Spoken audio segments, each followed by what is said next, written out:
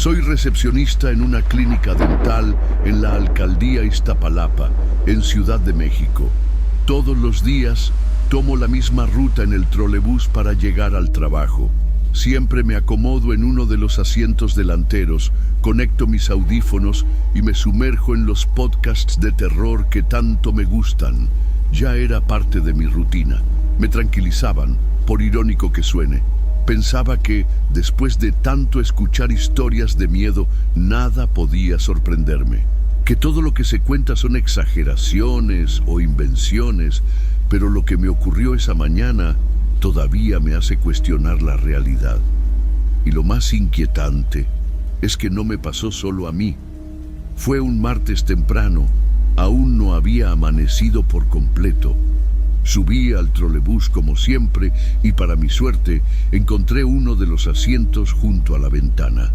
Estaba tan concentrada en el episodio del día, uno titulado "No cruces el Zócalo de noche", que apenas noté cuando alguien se sentó a mi lado. Era un niño, no tendría más de 6 años. Llevaba un suéter negro, pantalones oscuros de tela y unos tenis del mismo color, desgastados. Me sorprendió que se sentara junto a mí, porque el resto del trolebús estaba prácticamente vacío. Había muchos otros lugares libres, pero él eligió ese justo al lado mío. No traía mochila, ni lonchera, ni nada que indicara que iba a la escuela. Tampoco vi a ningún adulto cerca que pudiera ser su madre o su tutor. Lo más inquietante era su comportamiento. No dijo una sola palabra. No me miraba directamente, pero cada vez que metía la mano en mi bolso, él inclinaba levemente la cabeza, como si tratara de ver qué estaba sacando. Era extraño, muy extraño. Tengo sobrinos de esa edad y sé cómo se comportan. Son inquietos, hacen preguntas, se aburren rápido. Pero este niño permanecía completamente quieto, con la cabeza agachada, sin hacer un solo movimiento, como si estuviera esperando algo, un suspiro, una reacción, lo que fuera. Empecé a sentirme incómoda.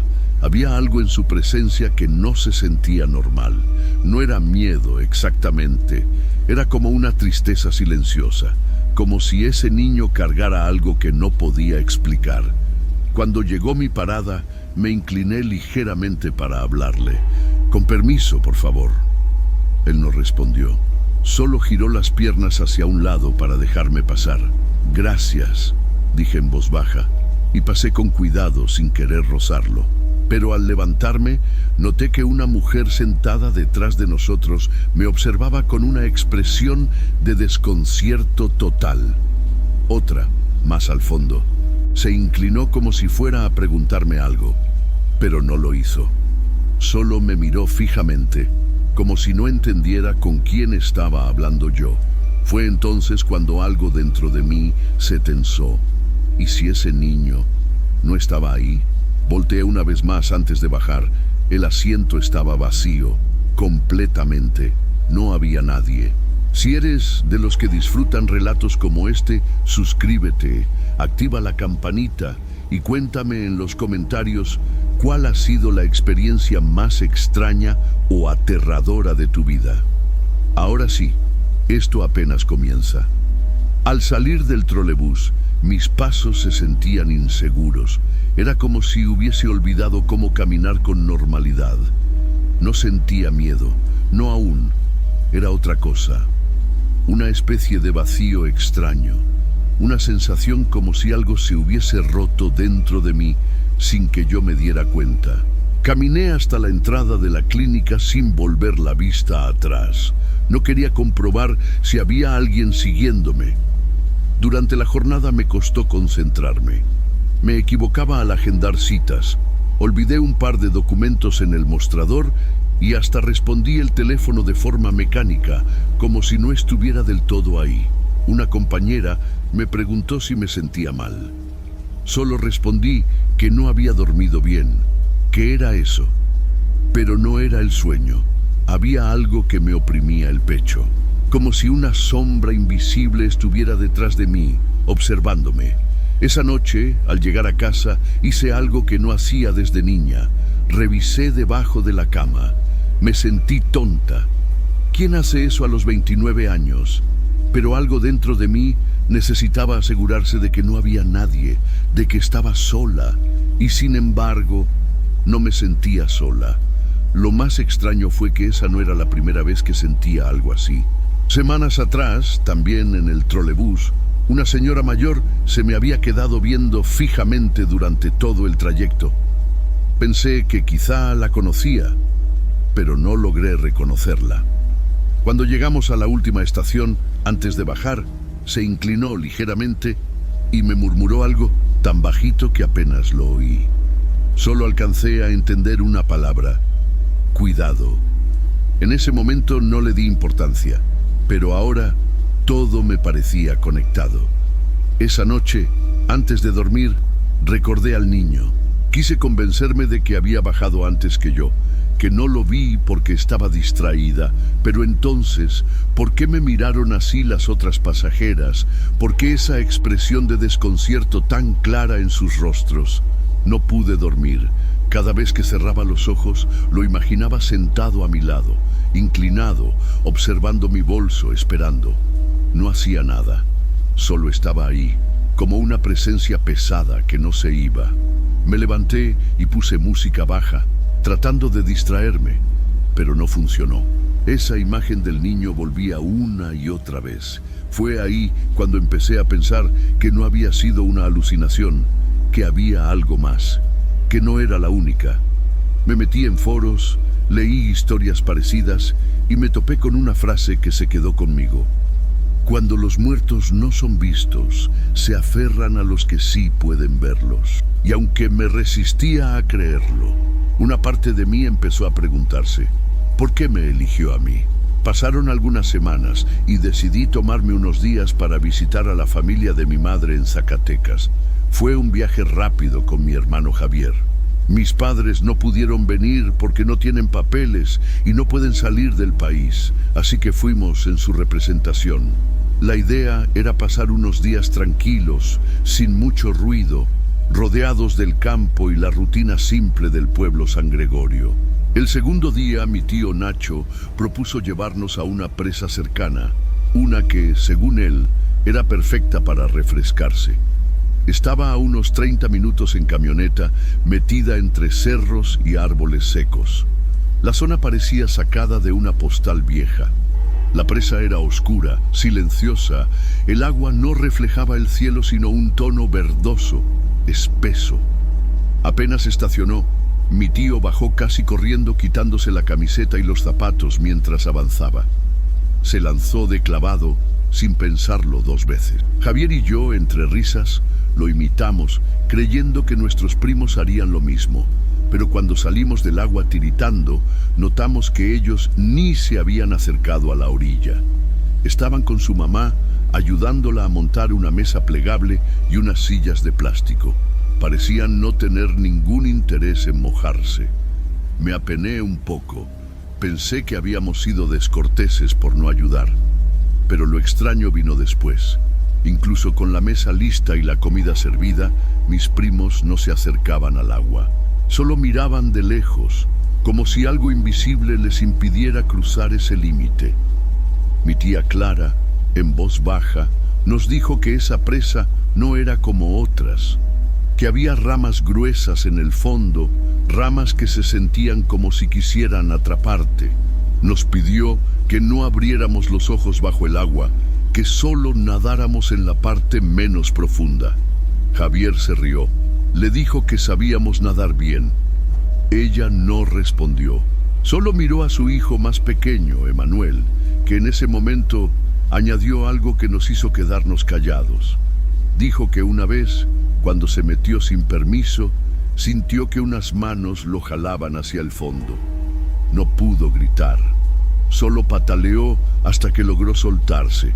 Afirmó que fue real, que nadie lo creyó, pero que él lo recordaba como si hubiera pasado ayer. Lo más inquietante fue que Clara no lo interrumpió ni lo corrigió. No dijo que era mentira, ni que era imaginación. Solo nos miró y repitió: tengan cuidado. El resto del día lo pasamos entre el agua y el miedo. Mi tío parecía no preocuparse por nada. Nadaba lejos, se lanzaba desde unas piedras y bromeaba. Nosotros, más cautelosos, nos quedábamos cerca de la orilla. Pero la sensación ya estaba sembrada. Algo en ese lugar no encajaba. Algo no se sentía bien. Y lo peor es que apenas estaba comenzando. Fue al final de la tarde, cuando el sol ya comenzaba a bajar detrás de las montañas y la presa se cubría con una sombra lenta y silenciosa. Mi tío Nacho se alejaba nadando, haciendo su recorrido final antes de salir. Javier ya se había sentado en una piedra, con los brazos cruzados y el rostro algo pálido. Decía que estaba cansado, pero noté en su voz un tono distinto, como si hubiera visto algo que no sabía cómo explicar. Yo, por mi parte, decidí quedarme un rato más en el agua. A pesar de todo, me sentía relajada, hasta que la curiosidad me ganó. Recordé lo que mi tía había dicho: no abrir los ojos, no mirar, pero justo por eso lo hice, para demostrarme que no pasaba nada. Me sumergí unos segundos, tomé aire y abrí los ojos.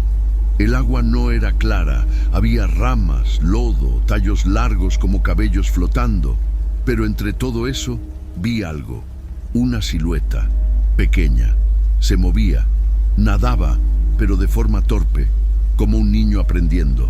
La piel, blanca como leche, destacaba en ese entorno sucio y oscuro. No era un pez, no era un animal. Era un cuerpo pequeño, con brazos que braceaban como si intentara mantenerse a flote, pero con movimientos secos, descompasados. Mi corazón se aceleró, cerré los ojos de golpe y subí a la superficie. Me faltaba el aire y sentí un escalofrío que me recorrió desde los pies hasta la nuca. Salí del agua sin decir nada. Caminé directo hacia mi hermano, que seguía en la piedra. Me senté a su lado en silencio. Fue él quien habló primero. ¿Tú también lo viste? No respondí. No podía. Me miró de reojo y suspiró. Yo vi otra cosa, dijo con la voz apenas audible. Cuando te quedaste sola en el agua, yo vi que algo emergía en la parte más profunda. Al principio pensé que era una rama, pero no. Era una cabeza, solo de la nariz hacia arriba, como si alguien nos estuviera observando. Tragué saliva. Sentí que el estómago se me cerraba. Una cabeza. Sí, como un trapo mojado cubriéndole la frente, como si se aferrara a eso. No tenía expresión, no se movía, solo flotaba. Y cuando me acerqué un poco, bajó, despacio, muy despacio, como si no tuviera prisa. Nos quedamos ahí sentados sin decir más.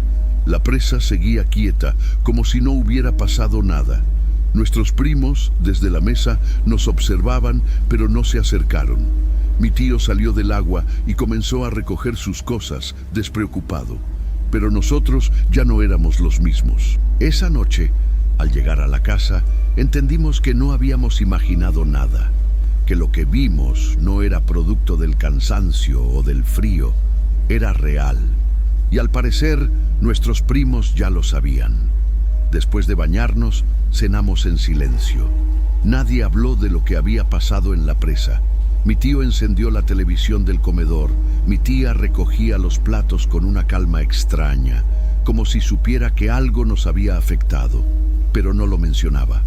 Javier apenas tocó su comida. Yo comí sin sabor, con la cabeza llena de imágenes que no podía quitarme.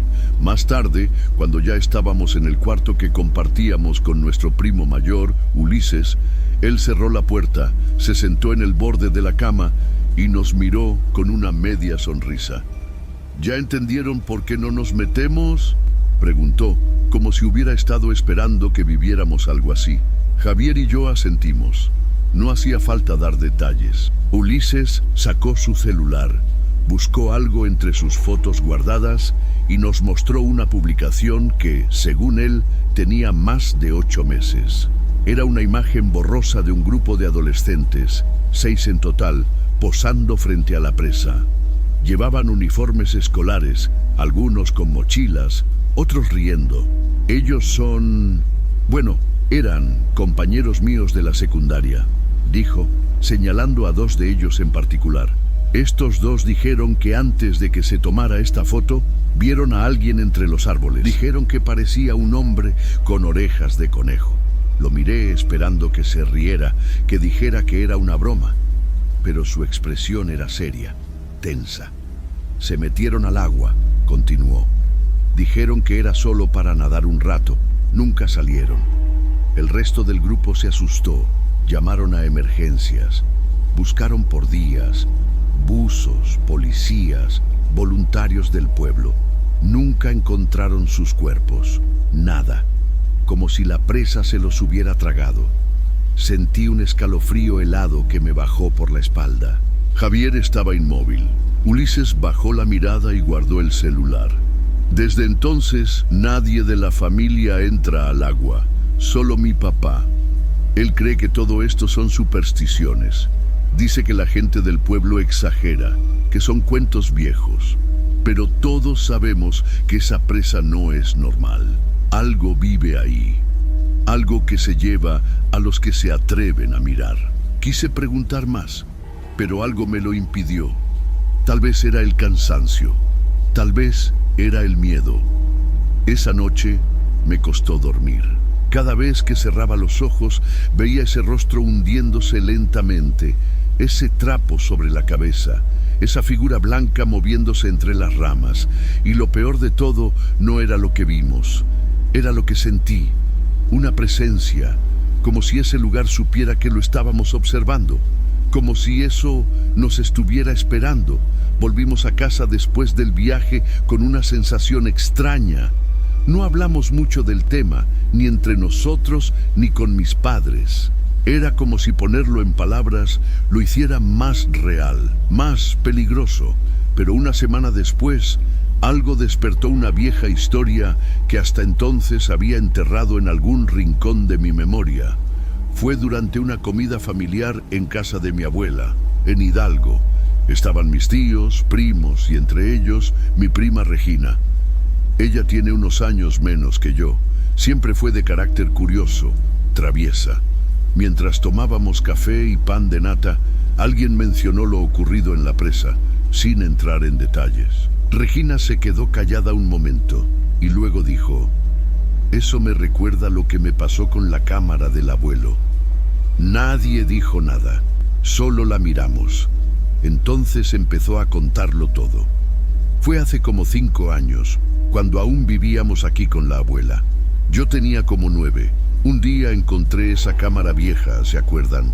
Esa que ya no sirve y que estaba guardada en el ropero de madera.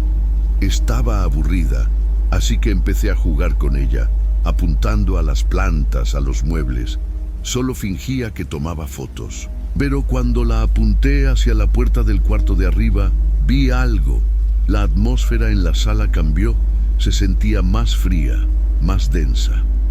Vi un niño, continuó, parado en la puerta. No tenía expresión, solo me miraba. Pero lo que más me asustó fue que tenía un ojo azul y otro negro. Era chiquito, de cabello corto, piel clara. Cuando quité la cámara y miré directamente, no había nadie. El silencio fue absoluto. Nadie se atrevía a bromear. Nadie se rió. Fue entonces cuando mi hermana Mariana, que hasta entonces solo escuchaba, levantó la vista y murmuró: «Yo también lo veía». La miramos sorprendidos. Nunca antes lo había contado. «Cuando era niña», dijo, «dormíamos en la misma habitación, ¿te acuerdas? Cada noche ese niño se paraba al pie de mi cama, siempre callado. Me pedía que fuera con él. Una vez hasta me tomó la mano. También tenía esos ojos, uno azul, uno negro. Se lo conté a mamá, pero pensó que era imaginación. Me mandaron al psicólogo y después de un tiempo dejé de hablar de eso. Me quedé helada. Las dos vieron lo mismo, con años de diferencia, sin haberse contado nada antes. Nadie podía explicarlo. Y lo peor es que no sabíamos qué significaba. ¿Era el mismo niño? ¿Por qué se mostraba a ellas? ¿Y por qué esos ojos tan distintos? Ese día regresé a casa con la certeza de que lo que vivimos en la presa no fue un hecho aislado. Había un patrón. una presencia, y quizá llevaba años siguiendo a nuestra familia sin que nadie le diera importancia. Hasta ahora. Mi papá falleció hace casi un año, por una complicación en los pulmones que lo llevó al hospital. Fue un golpe duro, pero su muerte fue tranquila, sin dolor. O al menos eso quisimos creer. Después de su entierro, durante varias semanas lo soñaba con frecuencia. Siempre aparecía sonriente, caminando a mi lado como si nada hubiera cambiado. Yo despertaba llorando, pero con una sensación de consuelo, como si aún estuviera cuidándonos. Pero con el tiempo, sus apariciones en mis sueños comenzaron a cambiar. Ya no se le veía sereno. Comenzaba a verse cansado, con la mirada desenfocada. En uno de esos sueños me decía que no podía ver bien, que todo estaba borroso, que me necesitaba. Me desperté inquieta. Al contárselo a mi mamá, me miró en silencio y dijo algo que jamás habría esperado de ella. Una mujer profundamente lógica. Tal vez necesita sus lentes. Guardamos sus cosas en una caja que no se ha abierto desde el velorio. Fui hasta ella, encontré los anteojos viejos de papá, los envolví en un pañuelo y los llevé al cementerio. No sabía qué hacer, así que improvisé. Cavé un pequeño hoyo junto a la lápida y los dejé allí. Le hablé bajito, como si me estuviera escuchando. Aquí están, papá. Ya puedes ver mejor. A partir de ese día, empecé a notar cosas raras en mi entorno. Un frío inexplicable en la sala, las luces parpadeando sin motivo, la impresora del trabajo encendiéndose sola. Me dije que eran casualidades, hasta que conocí a Marta. Ella vino a tramitar una tarjeta en el banco donde trabajo. Era una mujer reservada, amable, de esas que te inspiran confianza sin decir mucho. Mientras le explicaba los pasos del trámite, me miró fijamente, como si no estuviera prestando atención a mis palabras. Y luego, al final, me abrazó. No era algo común. No la conocía. Me dijo, cuídate mucho. Me pareció extraño, pero lo dejé pasar. 2 semanas después, Marta volvió. No como clienta, sino como nueva empleada. Desde el primer día me trató con una cercanía que no entendía. Hasta que una tarde, en la sala de descanso, me pidió hablar conmigo a solas. Perdón si me meto donde no debo, me dijo, pero necesito contarte algo. Cuando me atendiste aquella vez, vi a un hombre parado detrás de ti, alto, de cabello lacio y castaño. Desde entonces lo he visto varias veces, incluso en mi casa. No me dice nada, solo me observa. Me quedé sin palabras. Le mostré una foto de mi papá. Marta palideció. «Es él», susurró. «Él me habló una noche. Me dijo que no podía irse tranquilo porque te estaba dejando sola. Que te ama pero que no sabe cómo partir». Esa noche comprendí que el amor puede ser tan fuerte que incluso detiene el descanso de un alma. Y yo, sin saberlo, lo estaba reteniendo. Después de aquella conversación con Marta, pasé horas dando vueltas en la cama. Cada palabra que me dijo me retumbaba en la cabeza, que lo había visto, que había hablado con él, que estaba cansado, que necesitaba irse, pero no podía, porque yo, sin querer, lo retenía. Al día siguiente en el trabajo, Marta se me acercó con una delicadeza que agradecí. Me entregó un papel doblado con instrucciones escritas a mano. Era un pequeño ritual, nada complicado. Solo necesitaba una vela blanca, un vaso de agua, una fotografía de mi papá y, lo más importante, decirle en voz alta que estaba bien, que podía irse en paz, que lo amábamos, pero que ya no tenía que quedarse. Me pidió algo más, que hablara con mi familia, que todos participaran, que cada uno encendiera una vela, que le dijeran lo que sentían, que lo dejaran ir. Esa noche reuní el valor para contarles todo. Mi mamá me miró con una mezcla de ternura y escepticismo. Mis hermanos se quedaron en silencio. Mi hermana Itzel fue la primera en hablar. Cada quien cree lo que quiere, pero yo no pienso hacer eso. Mi hermano menor tampoco se mostró dispuesto. Solo mi madre dijo que rezaría por él. Me sentí sola, frustrada, pero también decidida. Esperé a que todos se acostaran. Encendí una vela en la sala, puse una foto de papá sobre la mesa y un vaso de agua a su lado. Respiré hondo, cerré los ojos y comencé a hablarle. Papá, ya puedes irte. Todo va a estar bien. No estás dejando nada incompleto. Nos diste todo. Te amamos y siempre te vamos a recordar. Pero ya no tienes que quedarte. Puedes descansar. Al decir esas palabras, algo cambió. Sentí una mano sobre mi hombro. Firme, cálida. Me giré de inmediato, pero no había nadie. Aún así, no sentí miedo. Sentí alivio. Como si por fin pudiera respirar después de mucho tiempo. Dormí como no lo hacía desde meses atrás. Y soñé con él. Estábamos caminando por un tianguis en Tlalpan, como lo hacíamos cuando era niña. Él me compraba dulces típicos, me tomaba de la mano, y antes de irse me sonrió y dijo: «Te quiero mucho, hija, pero ahora sí, ya me voy». Desperté con lágrimas en los ojos, pero el corazón tranquilo. Desde entonces, las cosas empezaron a cambiar. Volvió mi energía. Dejó de dolerme la espalda. Dejé de despertar cansada. Y poco a poco dejé de soñar con él. Sin embargo, hubo algo más. Durante semanas, la casa tenía un olor persistente a flores.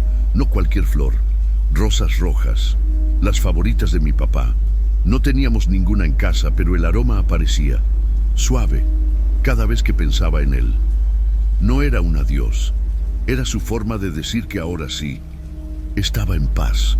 A los pocos meses de todo lo que pasó con mi papá, recibimos una visita inesperada. Era una tarde de jueves, cuando mi tía Hilaria llegó a la casa. Siempre fue una mujer alegre, de esas que llenaban el ambiente con su sola presencia. Pero esa vez no era la misma. Desde que cruzó la puerta, sentí que había algo apagado en ella, como si su luz estuviera cubierta por una sombra invisible. Tenía moretones en la cara, uno en el pómulo izquierdo y otro en la frente, oculto bajo una base de maquillaje mal puesta. Cuando mi madre la vio, se alarmó de inmediato. «¿Qué te pasó, Hilaria?» «Ay, nada», respondió con una sonrisa forzada. «Me empujaron sin querer en la calle, me pegué contra la banqueta, pero ya estoy mejor». Intentamos seguir la tarde como si fuera cualquier otra. Yo no quise acercarme mucho y no entendía por qué. Siempre me había llevado bien con ella, pero ahora algo me contenía. No era miedo, era incomodidad. Mi madre la convenció de quedarse a dormir. Ya era tarde y el camión a Tehuacán, donde vivía, tardaría en pasar. Como siempre, en nuestra casa pequeña tuvimos que compartir camas. A mí me tocó dormir en la misma que ella, junto con mi hermana mayor. Esa noche fue larga. La tía no dormía bien. Se sentaba en la cama, se giraba, murmuraba cosas. Y lo peor, le pellizcaba los pies a mi hermana. Varias veces, como si estuviera nerviosa o tratando de comprobar que estaba viva. Al día siguiente, al acompañarla al paradero, pasó algo extraño. El camión apenas se detuvo. El chofer la miró con el ceño fruncido, visiblemente molesto. Nos hizo señas para que subiéramos rápido. Hilaria nos abrazó. Dijo que regresaría para la fiesta de cumpleaños de mi hermano y que estaba emocionada por mis 15 años, aunque aún faltaban años para eso. El conductor no dejó de mirar por el retrovisor mientras se alejaban. Más tarde, cuando mi madre volvió del trabajo, le contamos todo. Lo del comportamiento raro, los moretones, lo del conductor. Todos coincidimos en que se sentía raro, como si esa no fuera nuestra tía, como si su cuerpo estuviera ahí, pero no su alma. Pasaron 2 semanas. Una tarde, mi papá llegó del rancho con el rostro pálido. Se sentó, nos miró y dijo en voz baja: «Su tía Hilaria murió». Nadie reaccionó. No entendíamos. «¿Cómo que murió?» «Fue hace más de un mes», agregó. La atropelló un autobús saliendo de la central, el mismo día que fue a despedir a su hija, que viajaba a Veracruz. Dicen que murió en el acto. Yo sentí un nudo en la garganta. Miré a mi hermana. Ella también la había visto, la había tocado. Había dormido con ella. La habíamos despedido en el camión. Entonces, ¿quién fue la que vino? Esa noche no pude dormir. No por miedo, sino por la certeza de que a veces los que se van encuentran una forma de decir adiós. Después de la noticia, todo en casa se volvió silencio. No era tristeza, tampoco confusión, era otra cosa, una especie de vacío compartido. Todos habíamos vivido lo mismo y sin embargo, ahora teníamos que aceptar que aquello simplemente no podía haber sucedido. Pero sí sucedió. Yo la vi entrar. Mi madre la peinó con sus propias manos. Mi hermana durmió con ella. Le preparamos comida. Le dimos la bendición antes de subir al camión. Entonces, ¿cómo podía estar muerta desde antes? Los días siguientes fueron extraños. No hablamos más del tema, como si al callarlo lo mantuviéramos encerrado en un rincón seguro. Pero en el fondo, sabíamos que no podíamos seguir ignorando lo que estaba ahí, porque no era la primera vez. Porque todas esas cosas, el niño del trolebús, la figura en la presa, el niño de ojos desiguales, el rostro que emergía del agua, mi papá que no podía partir, no eran casos aislados, eran señales. Esa certeza se hizo aún más clara cuando mis abuelos vinieron a visitarnos y sin que nosotros dijéramos nada, confirmaron todo. Que Hilaria había muerto el día del accidente, que fue velada en casa, que su hija ya había regresado de Veracruz mucho antes de la supuesta visita. Todo cuadraba, menos nuestra memoria. Una noche, en una de esas sobremesas largas, mi madre rompió el silencio. Tenía los ojos vidriosos y la voz baja. Esa no era tu tía, o al menos no del todo. Le preguntamos qué quería decir. Yo la peiné, dijo. Yo vi sus moretones. Sentí su cabello en mis dedos, pero había algo que no era de este mundo, como si su alma se hubiese presentado solo para cumplir algo pendiente. Mi hermana entonces, casi susurrando, agregó, esa noche, cuando dormí con ella, me pellizcaba los pies, no era sueño. Me despertaba y estaba sentada, con los ojos abiertos, viendo hacia la ventana, pero no decía nada. Desde entonces, en casa se respira distinto, no con miedo, sino con respeto. Sabemos que no todo tiene explicación, que hay cosas que no podemos entender con lógica, pero que aún así sentimos, y que a veces los muertos solo regresan porque necesitan despedirse. Cada vez que huelo rosas en la sala, pienso en mi papá. Cada vez que paso por una parada de autobús, recuerdo el rostro pálido de Hilaria. Y cuando viajo en el trolebús, miro 2 veces antes de sentarme, por si acaso hay alguien esperando que lo vea. Hay quienes dicen que todo esto es sugestión, que la mente es poderosa, y quizá tengan razón, pero yo sé lo que viví, lo que vimos, lo que sentimos, y aunque no pueda explicarlo, no lo cambiaría por nada. Porque ahora entiendo que la muerte no siempre significa el final. A veces es solo el momento en que se abre una última puerta para que alguien pueda decir adiós.